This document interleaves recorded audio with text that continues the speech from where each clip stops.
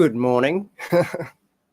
We'll call this one the flu cast or something like that. I'm recovering from a cold. So, yeah, I just got my voice back and hope that I'm not too sniffly on the mic. We have some people on the Instagram already. There's Jason, there's Geordie, there's Ether, Otto, good to see you, Bodie, happy Wookie, and Causa, and Seahorse. So thanks for tuning in. I think what we'll probably do today is just do a bit of a Q&A session. But yeah, I had intended on sort of continuing on from last week with the discussion around, fast veg time and then leading into flowering. I sort of, had intended on going over a bit of early flowering stuff as well. So I may veer into that topic. But yeah, if you have anything questions-wise this morning, that would be great. The brain's working, but not as fast as normal. Special thanks to Wake and Shakes today for making today happen, as well as a whole gang of vitamins and various different teas. All the tea. There's condensation on that. But yeah.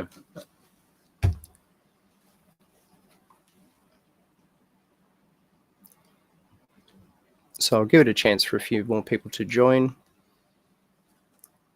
And some people to come in on the Discord. But yeah, hope everyone's had a terrific week. And there is a little bit of cold and flu stuff floating around. So yeah, try and avoid that if you can. Nasal rinses and whatever else you need to do. Oh my God, like a super zoom in from the camera. I wonder why.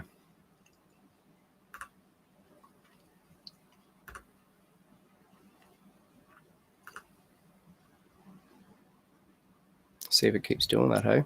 No, it's fine. That was just my phone. There we go.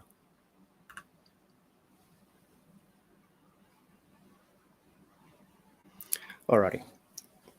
So I suppose I dropped the ball a little bit on the last one because I spoke about some of the individual amendments that you can use in your fast veg phase, but then I didn't really sort of go over many of the ones that you can use in flowering or early flowering to kind of set your plants up at a good point.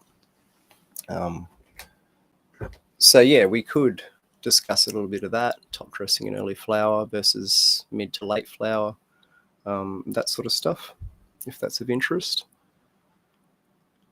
So yeah, if you're looking to add phosphorus and things of that nature from an organic source, then bone meal's good. Fish bone meal is also good. I tend to like just whole fish meal in early flowering because it's pretty well balanced and you sort of get a bit of everything with it. Whereas you may prefer just to use the bone meal later in flower. So you're not sort of pushing too much extra leafy growth. But yeah, always complementing that with stuff that's got, growth factors and various sorts of different organic compounds in it that are going to provide not only your NPK sources, but also stuff that's going to help stimulate your microbial life and your plant in general. So I always like to use a little bit of alfalfa, and I tend to always like to use a bit of kelp. They provide, a great amount of different compounds, but yeah, triacontanol from the alfalfa and a whole bunch of cytokines and growth factors from the seaweed or the kelp. There's different kelps too, so you can sort of, Ascophyllum, for instance, has a different set of growth factors and hormone levels than what something like D'Urvillei has. So yeah, different kelps. And g'day Bruiser, nice to see you, and Exotic Alchemy. Nice to have some more people join the stream. My voice is not terrific today, if you didn't catch it earlier. I should have like a thing in the corner somewhere. It's like, I have a cold. Yeah. So anyway, I probably won't be on as long for today either because it's wanting to fade out again. So yeah, the combination of having those organic growth factors, even though they're only at a very mild level, there in the soil in combination with organic amendments that are providing extra nutrients just tends to work really well, better than applying either of them in isolation. So yeah, I like to try and pair them. And I'm not too sure. I don't really think it was, because a lot of the symptoms didn't really seem Rona-ish. Um, I kind of didn't really have much of a sense of smell last night, but I could still taste things. So yeah, and this morning, apart from sort of like I blew my nose a lot before I came on here, put it that way. But yeah, apart from that, I'm sort of recovering pretty quick. So we'll see. But yeah, lots of vitamins, lots of zinc and NAC and quercetin, vitamin C, all that good stuff.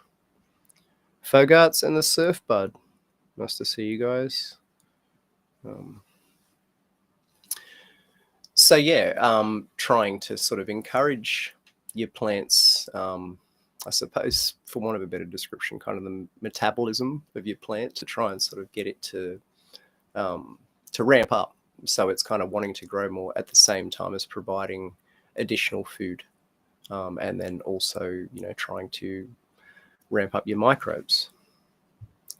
That all works in tandem and tends to work quite well. And that's kind of what a lot of our programs center around. So the soil is the base, and then you kind of trying to, kind of supercharge that or whatever.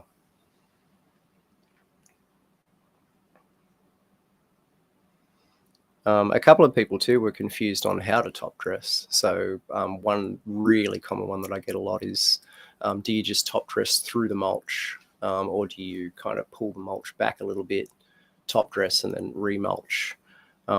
It kind of sometimes depends on the stage of breakdown that your mulch is at.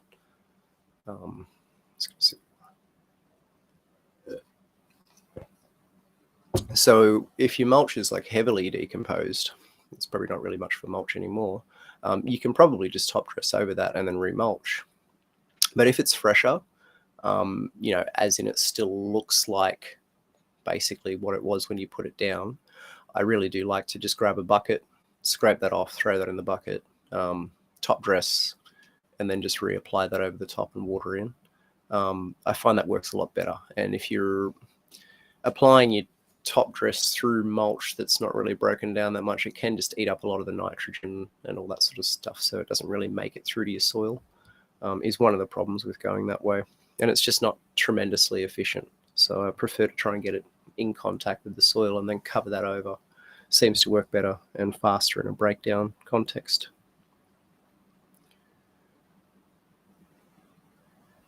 But yeah, try and mix up your top dressings if you can, in terms of don't just apply a huge amount of one thing. I don't think is as beneficial as applying smaller amounts of, maybe a bunch of different things. That tends to be the approach I take, is to kind of pick a bunch of things that I like and combine them in various portions. That's kind of what the Herbs of Herb and Stone Ages center around. But you don't have to use that many. I mean, ideally, I like to pair something that's creature-based with something that is also sea-based with something that is also plant-based. Those are the kind of three like balanced diet tiers that I kind of stick to when I'm trying to top dress things or design a nutrition program for something, because on a small scale it's easier to go ham. On a bigger scale you need to be much more efficient and much more choosy with the kind of things that you, because 25 kilo sacks that up pretty quickly. G'day Govern by. One there from Grow Green Daddy. Can you recharge alpha mulch with diatomaceous earth? Yeah, I mean, of course you can. So obviously the diatomaceous earth portion of it is more effective when it's dry against things like, that really tends to be how it works, is those diatoms are very sharp. They work well when they're dry to sort of desiccate insect bodies. But once it gets wet, it's not as effective, if very effective at all. So it's good to treat, and then over time it'll sort of, as it dries back, offers some level of protection. But if you have super bad problems, topping up your DE on a routine basis is one approach. And there are some people that just, get their, like I think it was Dankden, he's the one that saves his mulch, puts it in a tote, and then re-adds stuff back to it and kind of re-amends his mulch, which is pretty sweet. And seems to work well for him too. I mean, he's got like a hell of a stockpile now that he's been reusing forever.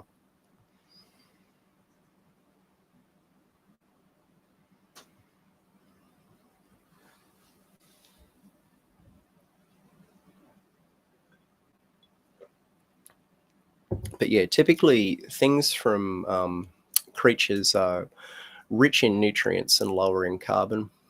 Things that are plant-based are typically really rich in carbon but low in nutrients, and they have some growth factors sometimes, like the alfalfa. And then things from the sea typically have a lot of trace minerals and other sorts of, like we were talking about, your plant growth promoting compounds. So not PGRs, as in like modified weed killers. We're talking about natural things that exist in nature, that are just a component of other things. So, for instance, with kelp, it's an extremely fast-growing organism, and it's growing in a nutrient-rich soup, effectively. So, along with that comes all these other great things that you can take and sort of impart on your terrestrial-based, your on-land garden. ITL. Nice one, Gary. Yes, PGPRs, not PGRs. Don't be confused. And morning ether. So yeah, you can see how using those three kind of tends to it, and it's not an exact sort of a science, but using those three tends to sort of, for one, combining a creature-based amendment with a plant-based one tends to balance out and make it harder to use too much of either. And then adding things that are sea-based, so crustacean meal, kelp meal. There's a variety of things. Oysters, flu brain. We'll get there, but yeah, all of that lovely stuff tends to bring along with it, macronutrients, but like a whole bunch of micronutrients, because everything ends up in the sea. It all flows from the highest points of the earth through erosion down, and it all just ends up in the sea. So the sea contains all the trace minerals you would ever need.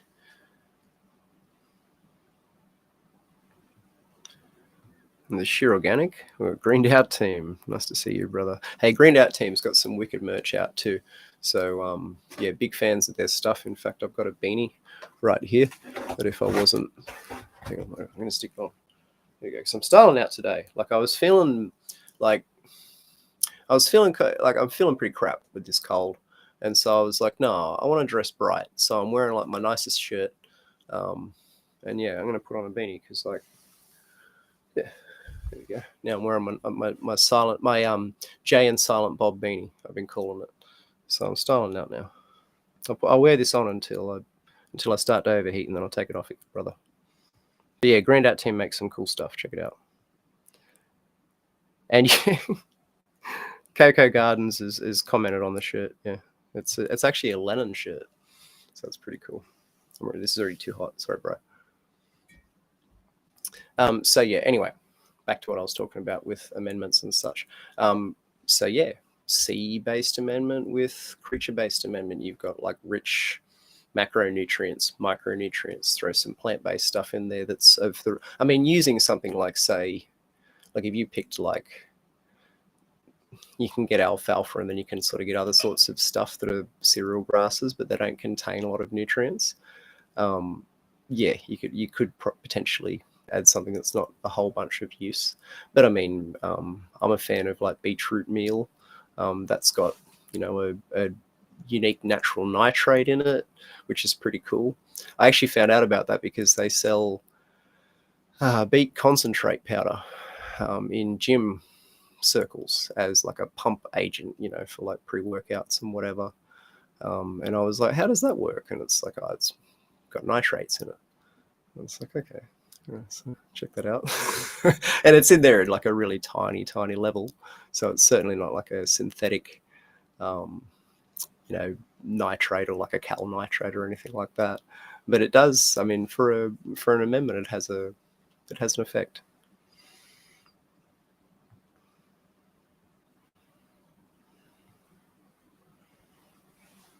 And yeah, you know, the thing about sort of sometimes having a cold though is like, you know, sitting around just gets to a point where you're just sitting around. Sometimes you just gotta not so much power through, but you know, just do some stuff anyway, I guess. It'll go away in time.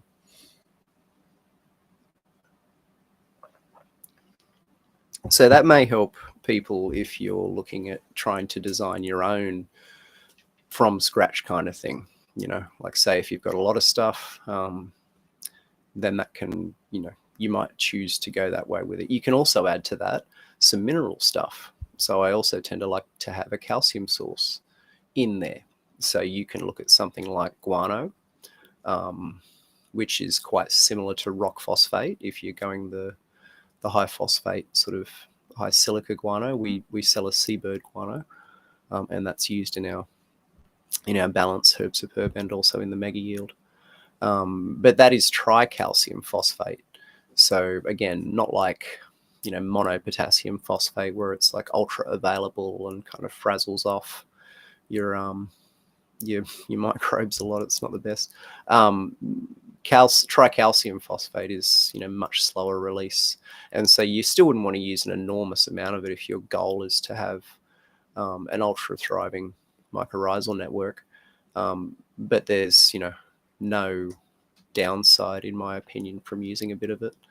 Or you can just use rock phosphate, which is similar, calcium phosphate.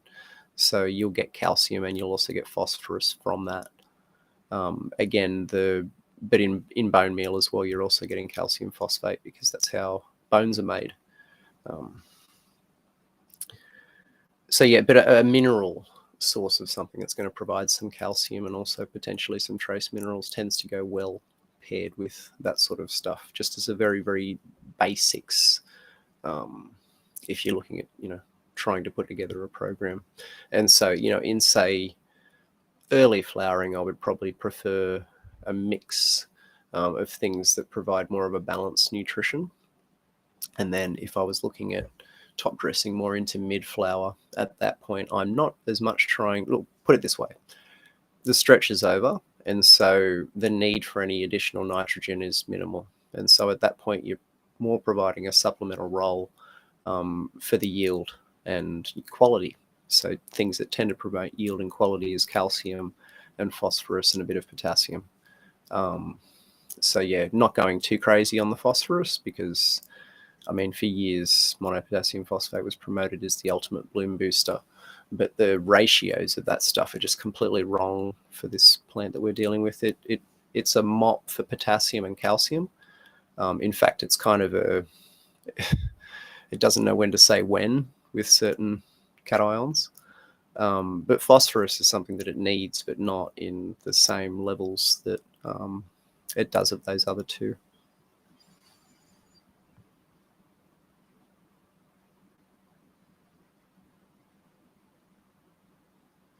I have to watch that I'm actually making any sense today.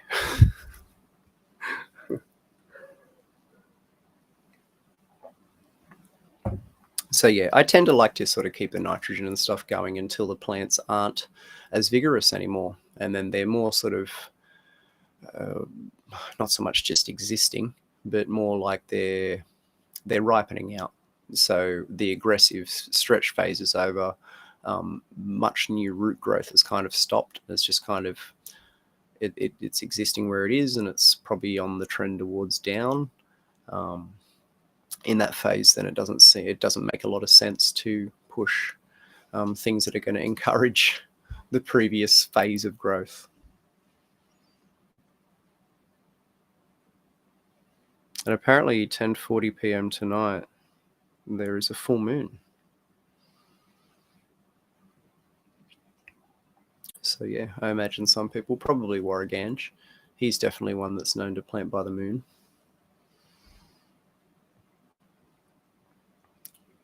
Zoo and Glen Morris.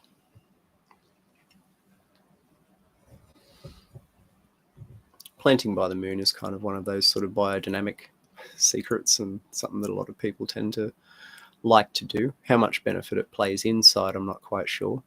It can be just a really convenient way to actually have a garden calendar, which, you know, we all sort of fall short on with record keeping and things like that different times. So yeah, it's useful just for that.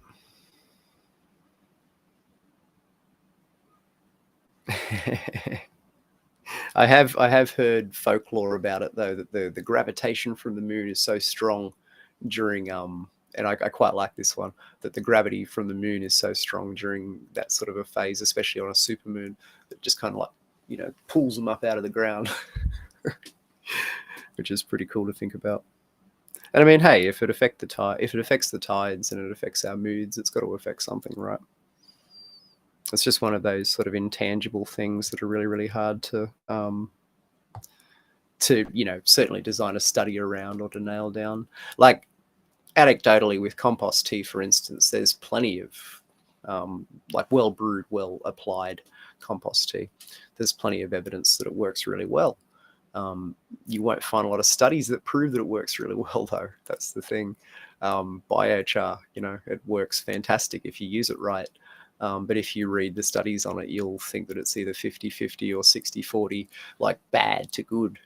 And, you know, when you read deeper into the studies, you realize why. But yeah, it's just kind of that's one of those things.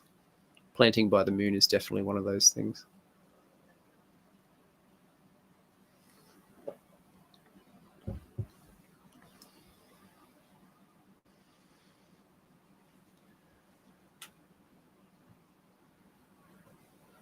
So yeah, but I may save we may revisit early flowering / mid flowering next week when I'm feeling a bit better. But for now, I'll just answer a few of your questions, and then we'll hang on. Wait a minute. Got something in front of me here. I set up the desk all wrong. There's like seriously off screen. There's so much crap on my desk here. It's just utter chaos. But you know, it looks all neat for now right here. So all good, right? So if you got any questions, I'm probably going to make it a fairly short one today. Just drop them in there. I'll try and answer those. There's one there from Omar. Oh yeah, that's one of those ones that I can't really do on this platform. Here we grow. Yeah, we have to be more general. We've got to watch what we sort of get into on the lives, particularly with Facebook and YouTube. I've had a couple of things lately where we sort of treaded the line a little bit close. So that may be one we have to save for the Patreon, my dude, or the OnlyFans.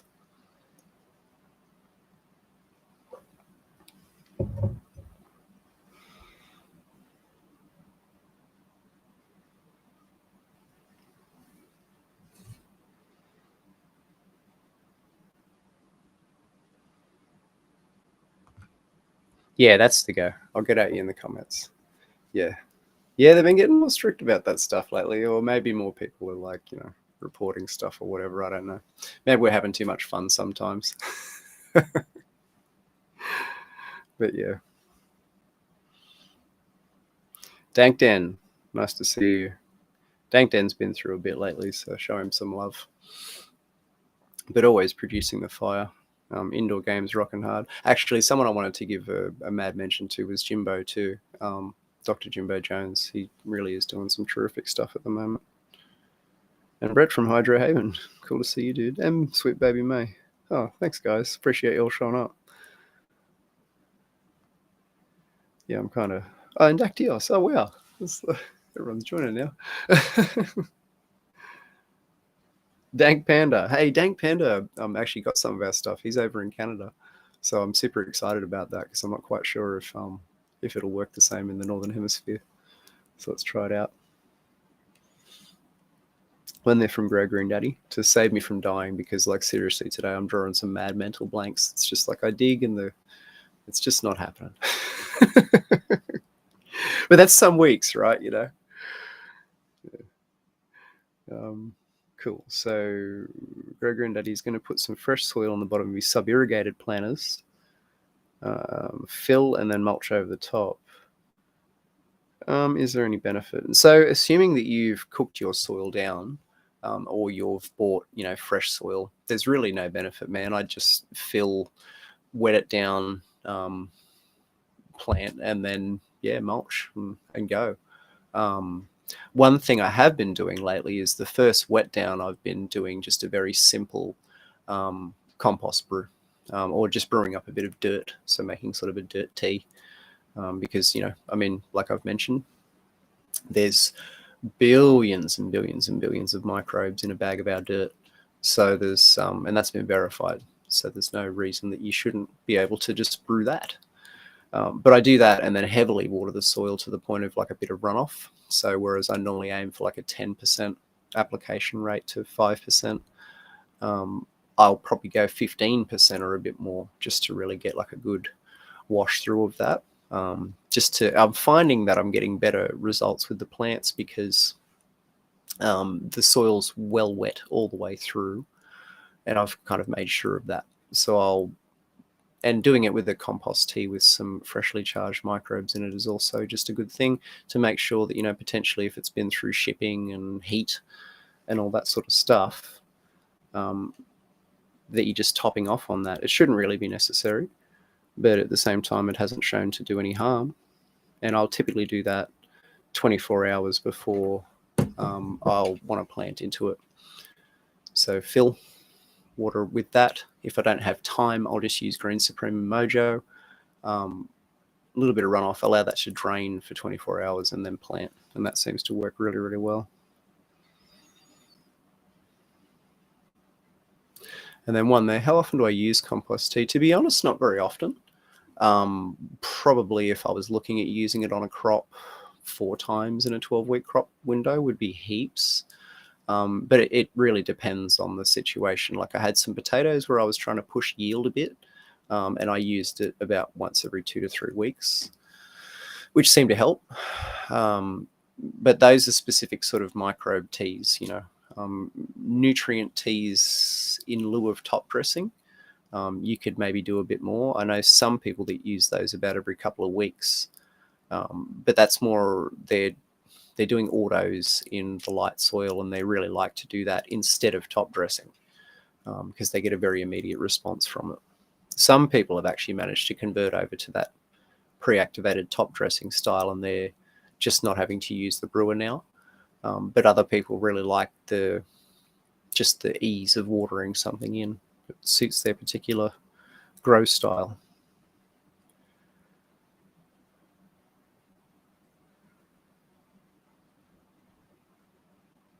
And yeah, Dactyos actually lost a bit of stuff too there, but yeah, bouncing back. Yeah, so Grey Green Daddy, if your soil's fully amended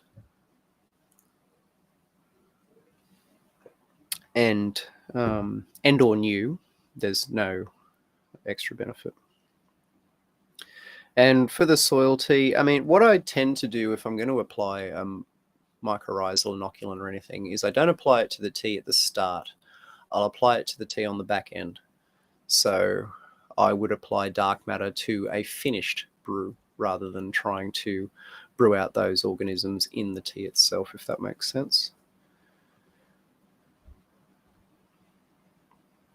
Lately with dark matter, to be honest, I've been really favoring root application, so direct dusting roots or applying it to the planting hole and working it in that, or even top dressing it on.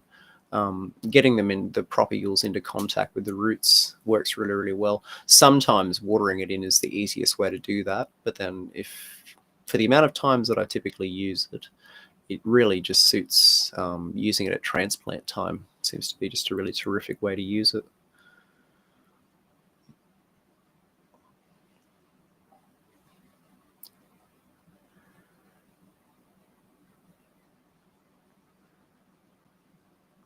Yeah, and I would say too with your SIPs, your sub-irrigated planters, someone got to me during the week about that.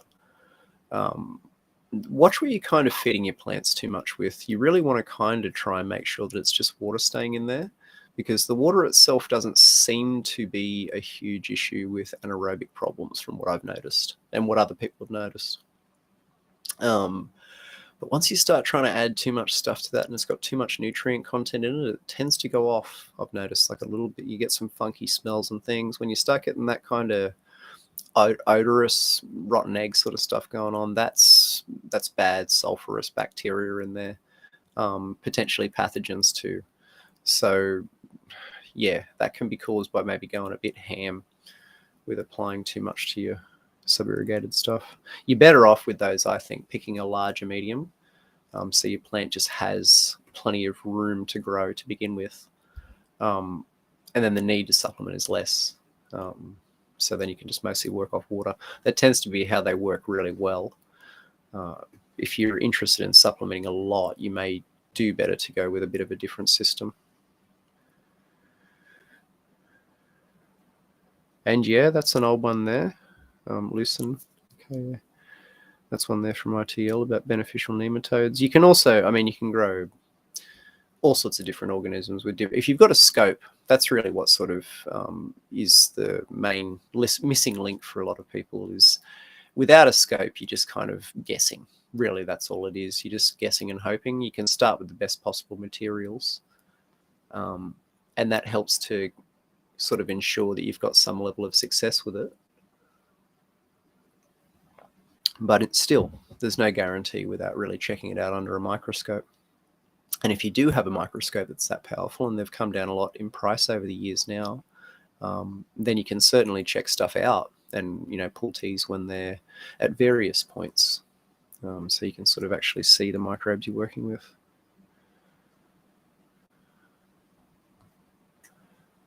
One there on difference between dark matter and antimatter. So I get that one a fair bit. Dark matter is predominantly a mycorrhizal, but it also has some other, there's biocide and sort of bioinsecticide and soil balancing stuff in that formula.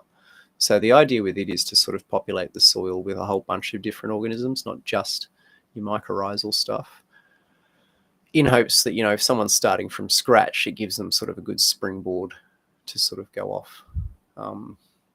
Which is why I don't use that one a great deal, because you shouldn't really need to top it up any more than every couple of weeks, I don't think, unless you're doing something to sort of kill that off. Whereas the antimatter is more of an enzyme product. So it does have fungi species in it, mostly trichoderma. It's got a lot of rhizobacteria in it as well, and they all center around producing enzymes. But it also has actual finished enzymes in it as well. So it's more for breaking things down, helping bomb-proof the root system. It does help to grow roots.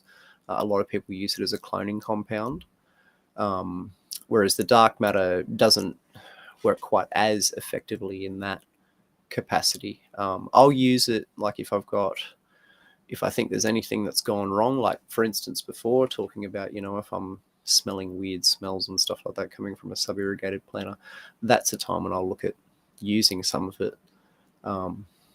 And the person I was talking to about that also wasn't using anything in the way of enzymes or any even any lacto or anything like that, so no lactobacillus, could potentially be how this happened. But they were also brewing a lot of teas and stuff, and I have a feeling that when they were watering those in, they've made it through to the res in the bottom and then just kind of putrefied a bit. But in terms of those products, that's where they differ. So the enzyme product, once I have the dark matter established, so I've used it, I'll wait a week or two, and then I'll typically use the antimatter from then once a week, normally at the end of the week, just because that's nice and easy to remember, unless there's going to be a dark matter application. So that week I would just sub out the antimatter for the dark matter if I was going to sort of re-up that. Typically though, like I said, I've been more using dark matter at transplant.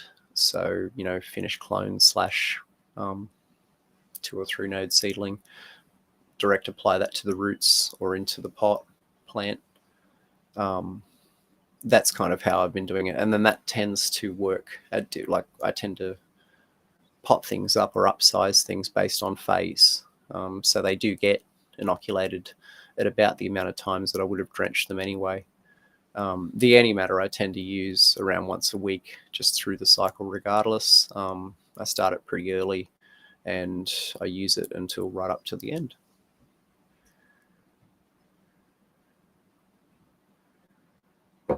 And yeah, I would agree with Dank Panda. Keep things as simple as possible. G'day, Shazza. Nice to see you.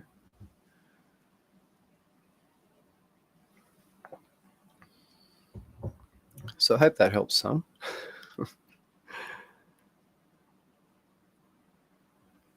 I think you must mean Dankden there with talking about the airlift brewers. So that's a Tim Wilson design. So Tim Wilson actually was the one who I believe invented the airlift brewer. And so they don't use air stones in them. They actually use air pressure to kind of force water up a tube, and the oxygenation happens by it breaking the surface tension of the water. So if you've ever sat near a waterfall and you've watched the water fall and hit the water and just drive all those huge amount of bubbles into the water, that's effectively the way that design works. And it is so much more efficient in terms of getting oxygen into a brew than what air stones are. Air stones, you can look this up on aquarium boards and stuff like that, but they're not tremendously good at oxygenating a larger amount of water than like 15 liters. So you hit the wall pretty quickly. Even if you've got a lot of churning and stuff like that happening in there, it's really hard to ensure that you have no dead zones. So you've got no points where it's just kind of anaerobic in there, or oxygenate the water well enough with something like air stones. Whereas with the air lifts, you just size the airlift properly and then run enough air through it, and you can, really effectively oxygenate stuff quite well. So it's a better design, and that's why people utilize that. But yeah, it's sort of put together with some plumbing footings and stuff. There's plenty of plans for those. In fact, Green and Mason built a like a double pipe one, which was pretty cool. G'day, Otto and Damo. All right, I reckon I'll do one more, and then I think the voice is about to go. So I'll catch you next time. We'll do one more.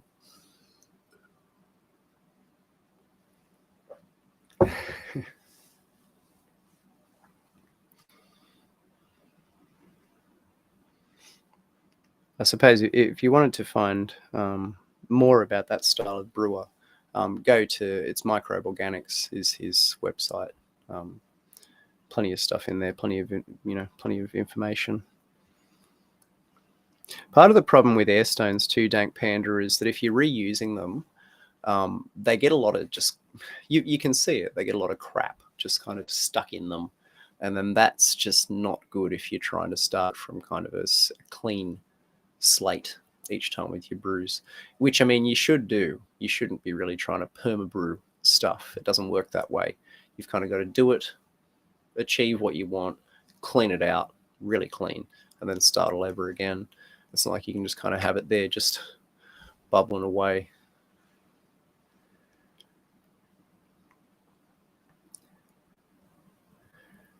So anyway, if you're into that sort of stuff, look it up. And if you are into that stuff too, and getting back to what we were talking about before about the scopes, Tim Wilson's site's great because he actually goes through and helps you identify a lot of those microorganisms, so you actually know what you're looking for, which will save you hours of YouTube. So do that. Sparks Benetti, Frosty Green Trees, Luke AJ. Thank you all for joining. I'm really sorry to do this to you guys, but I actually have a cold at the moment, and I'm not going to be on for as long today, so I'm going to leave very shortly. But thank you so much for coming on, and we'll be talking next week. We'll go over more stuff. Dank Dan, more oxygen, basically thinking, that is why they work better. So look up that design and read the science behind it, and you'll see why that design actually does achieve a higher level of total dissolved oxygen, which is really what you want. You need enough oxygen in that water to support the growth of those microbes with no anaerobic spots for anything pathogenic to breed. That is the goal, so that you're maximizing the good and not applying any of the bad. You can just as easily brew up E. coli as you can brew up beneficial things, and you wouldn't know. So that's kind of why, scope, well-designed brewer, and good source material. And Katie Jones, I'll give you the shout out. Thank you very much. Thanks, everyone.